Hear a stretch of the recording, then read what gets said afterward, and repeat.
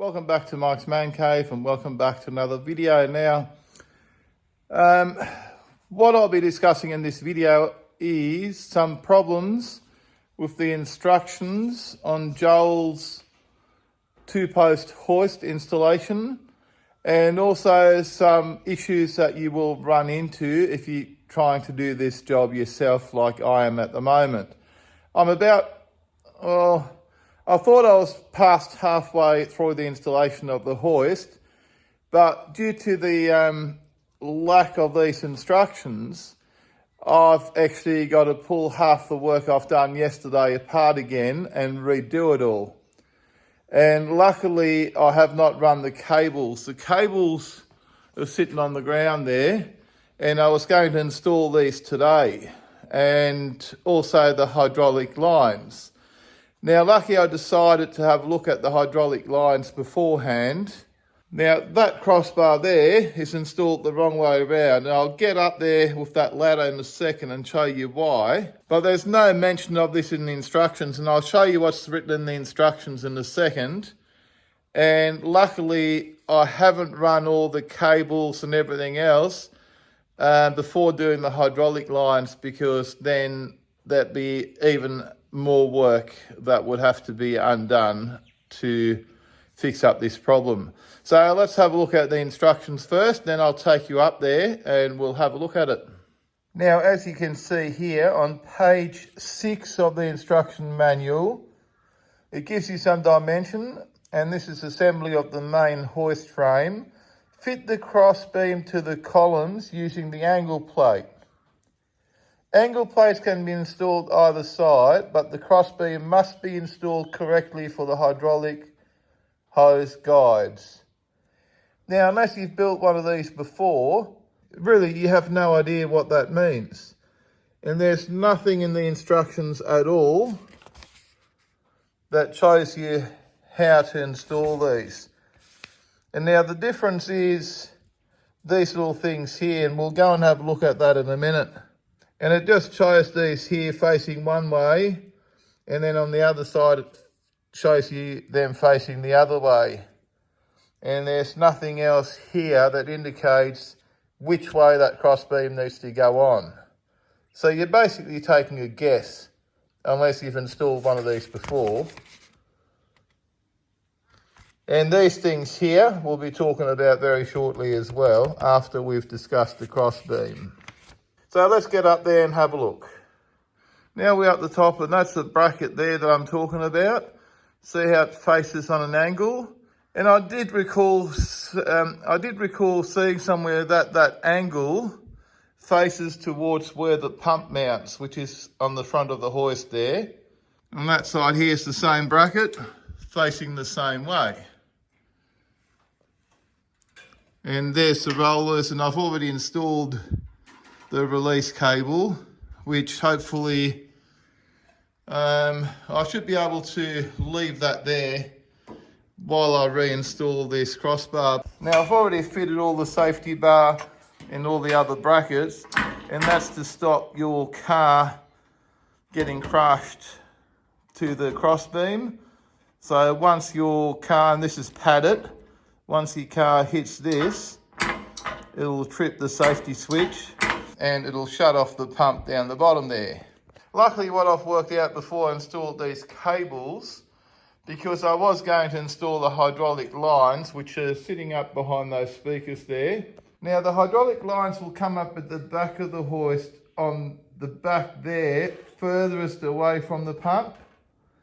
So it's actually opposite to how you would think it would be, because the pump is on that side. You assume the hydraulic lines would go up that side if you don't know what you're doing and you're doing this for the first time. But the hydraulic lines run up the back of the column, which I will show you shortly. So those brackets are facing the wrong way. So now I need to take this stuff off, take all the brackets off, take this whole bar off, which was an absolute pain to get up here. It's not an easy job to get this bar up. Like this was the hardest part of the whole job, for me anyway, because I've got no lifting points up here, and you're basically just getting it up there on a ladder and wrestling around with it. I'm going to have to redo all that, and I'll show you where the hydraulic lines run. So the hydraulic lines will come out of here, run across to a T-piece, and then see there's these little holes there which don't really have any meaning when you first start doing it. And there's another one there, and there's more there. And those holes is where these brackets mount up that hold your hydraulic line in place. So therefore, those guides for the hydraulic line up the top are now in the wrong spot. Initially, when I was putting these uprights up and when I was deciding which way to put the crossbeam on, I was working off this because it chose this here. So you'd naturally assume that the hydraulic lines be running up here. But they don't, they run up the other side. Now the next thing I want to talk about is those brackets here. It shows you there and it shows you there. Just take a note of what they look like.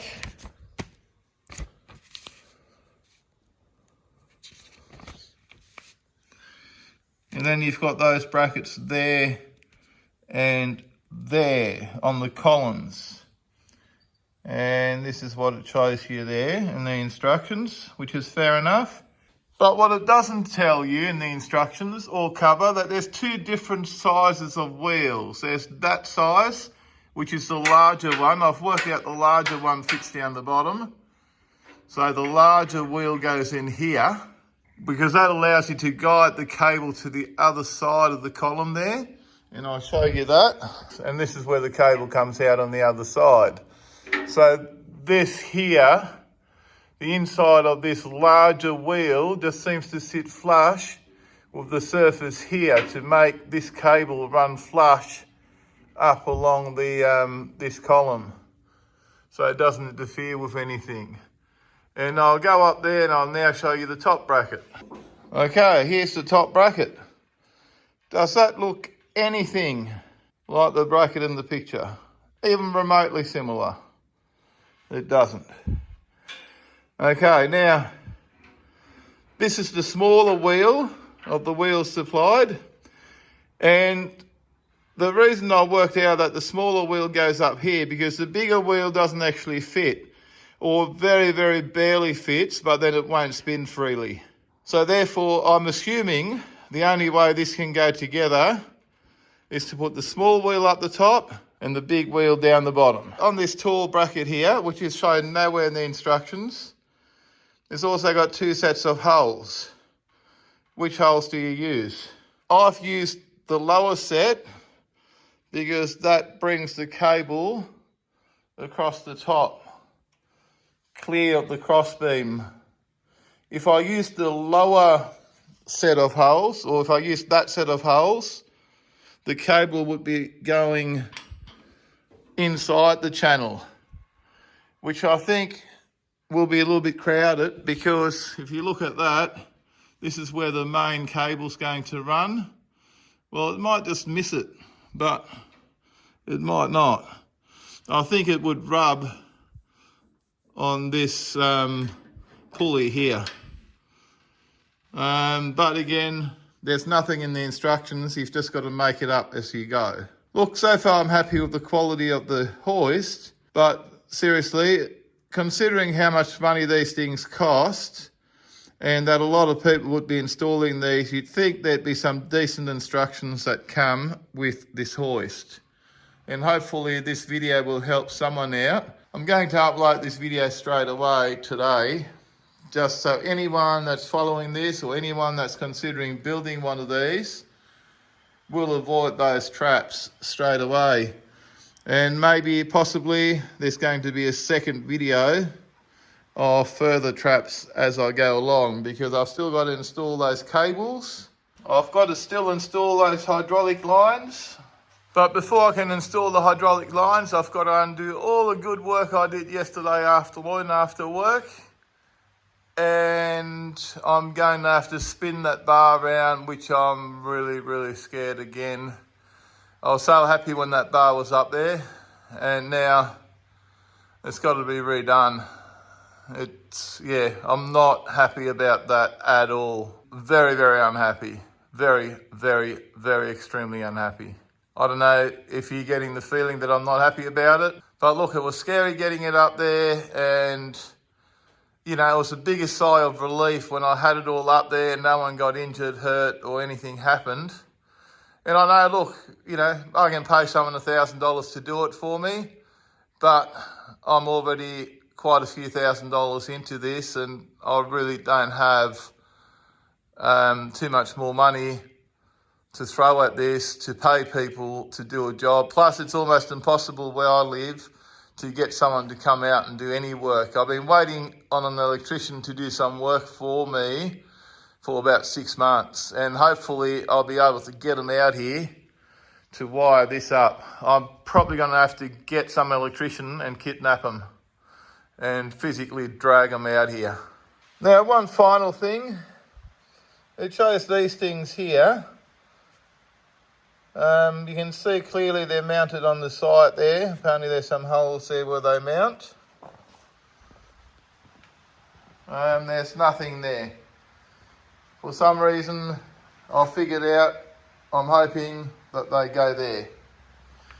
I've really got no idea what they are. They look like some sort of extension, but again, no mention in the instructions whatsoever on what they do and how they work. You know, like the instructions, like really, get these instructions sorted out. I watched another video where Joel's Garage, or Joel or someone from Joel's Garage actually commented on the video, I think it was about 8 months or a year ago, saying that they're going to fix the instructions because someone else complained about these instructions. And I think the channel was Shed Sesh or Sesh Shed or something. I'll link that channel down below for you, just in case you were interested in watching his video. His video is pretty good. I've watched it about 8 times, maybe more by now, in an effort to try and figure out how to put this hoist up. There's another one here.